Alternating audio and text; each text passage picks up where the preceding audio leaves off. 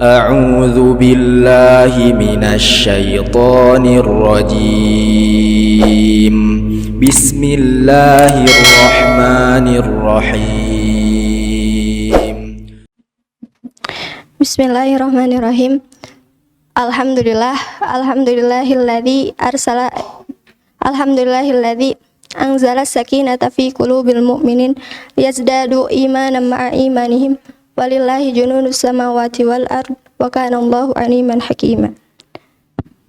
Asyhadu an la ilaha illallah wa asyhadu anna Muhammadan abduhu wa rasuluh alladzi la nabiyya ba'dah amma ba'du. Segala puji bagi Allah yang telah memberikan kita kesempatan sehingga kita bisa berkumpul dalam rangka thalabul ilmi. Salawat dan salam semoga selalu tercurah limpahkan kepada Nabi Muhammad SAW, kepada keluarganya, sahabatnya, dan kepada kita selaku umatnya. Langsung saja. Hubungan, apalagi hubungan pertemanan. Namanya pertemanan, akan ada perbedaan. Contohnya bisa perbedaan pendapat. Tapi perbedaan itu bisa kita arahkan ke arah yang lebih baik. Berbicara tegur-menegur, pasti dari kita pernah ditegur ataupun menegur orang lain. Tapi respon dari tiap orang itu pasti berbeda-beda kan? Misalnya, teman awat kita mau ke dapur, terus kita ngelihat dia nggak pakai kaos kaki. Padahal kan kita tahu tempat itu rawan ada ihwan, rawan ada ihwan, baik itu ihwan makdis, ihwan emang-emang, ihwan dan perlu kalian tahu bahwa Pak Abai juga ihwan ya. Jadi gimana? Ya udah, kita ingetin, kita tegur, atau kita nasihatin. Tapi kita juga nggak bisa ngejamin respon teman kita itu sesuai yang kita harapkan. Mungkin ada yang menerima atau yang tidak menghiraukan gitu. Dan bahkan bisa jadi bisa merusak hubungan pertemanan yang tadinya rekat jadi renggang. Nah, kalau udah gitu, gimana? Apa yang sebaiknya kita lakukan? Apakah kita akan diam saja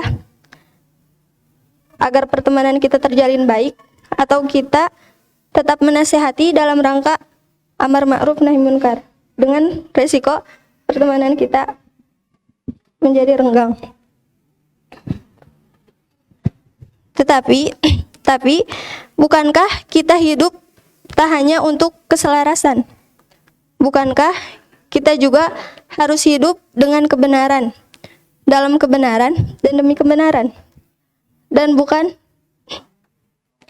bukankah kebenaran itu harus ditegakkan, tak terkecuali dalam hubungan-hubungan di antara kita? Bukankah kebenaran harus ditegakkan pada diri kita atau orang-orang yang kita cintai? Bukankah itu artinya kita harus mengingatkan yang lupa, menegur yang khilaf, meluruskan yang bengkok, dan membetulkan yang keliru? Tentu jawaban dari itu semua pasti ya. Keselarasan antara hidup untuk kebenaran dengan hidup yang penuh harmoni itu kita sebut dengan dakwah. Hidup dalam dakwah artinya menghidupkan iklim tausiah, menyuburkan suasana saling memberi nasihat. Dan nasihat ini Allah perintahkan dalam Quran surat Al-Asr. Tahu kan ya? Wal asri innal insana lafi khusr. Wal asr innal insana lafi khusr illal ladzina amanu wa amilus solihati wa tawassaw bil haqq wa tawassaw bis sabr. Lafaz tawasau arti asalnya adalah saling berpesan, atau lebih kita kenalnya saling menasihati, saling mengingatkan dalam kebenaran, kesabaran, dan kasih sayang.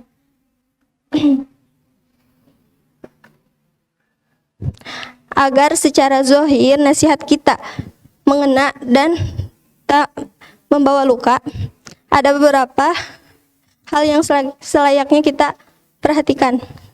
Yang pertama, sebagaimana sabda Nabi dalam riwayat Imam Bukhari, nasihat adalah hak sesama manusia, sesama muslim ketika mereka memintanya. Maka nasihat yang terbaik adalah diberikan kepada mereka yang meminta. Tentunya karena orang tersebut sudah siap menerima masukan dan koreksi. Kedua, memperhatikan waktu, situasi, dan kondisi. Artinya, kita harus membaca keadaan untuk mengetahui kapan waktu yang tepat agar nasihat yang kita sampaikan masuk ke dalam hati tanpa melukai. Yang ketiga, tahanlah diri kita dari terlalu sering memberi nasihat.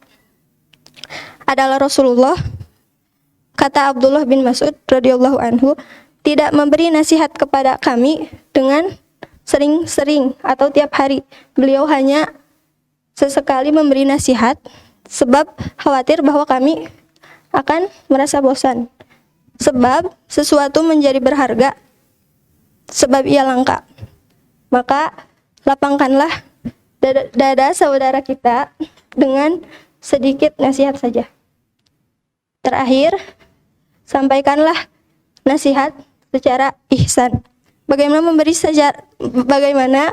memberi nasihat secara ihsan? Seperti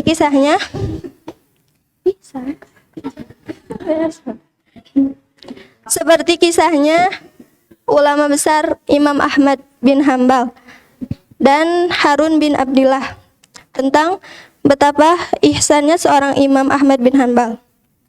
Ketika itu Imam Ahmad bin Hambal mendatangi Harun pada tengah malam. Lalu Harun pun bertanya, keperluan apakah yang membuatmu kemari? Lalu Imam Ahmad menjawab, siang tadi aku lewat di samping halakohmu. Kulihat engkau sedang mengajar murid-muridmu. Aku saksikan engkau duduk di bawah bayang-bayang pohon, sedangkan murid-muridmu secara langsung terkena terik matahari dengan tangan memegang pena dan catatan. Imam Ahmad pun berhenti sejenak lalu tersenyum. Kumohon, jangan kau ulangi perbuatan semacam itu di kemudian hari. Jika engkau mengajar, wahai Harun, maka duduklah dalam keadaan yang sama dengan murid-muridmu. Masya Allah, Imam Ahmad sangat memperhatikan bagaimana memberi nasihat dengan baik. Terlihat dari cara beliau menasihati Harun dengan rahasia agar orang lain tidak tahu. Dalam dekapan ukhuwah, kita menghidupkan iklim tausiah di antara kita dengan segala adabnya agar harmoni persaudaraan terus terjaga. Tentu saja, saling menjaga kebaikan dengan mereka yang kita cintai dalam dekapan ukhuwah ini tetaplah mengandung resiko yang mungkin membahayakan. Tetapi Allah lah sebaik-baik pelindung dan penjaga. Jadi saling menegur, saling menasehati karena kita adalah saudara. Kultum ini saya kutip dari bukunya Salim Afilah dalam dekapan ukhuwah. Mungkin cukup sekian yang bisa saya sampaikan. Semoga bermanfaat. Ambil yang baik dan buang yang buruk. Ditutup saja dengan doa, Rabbana atina fid dunya hasanah wa fil akhirati hasanah wa qina adzabannar. Assalamualaikum warahmatullahi wabarakatuh.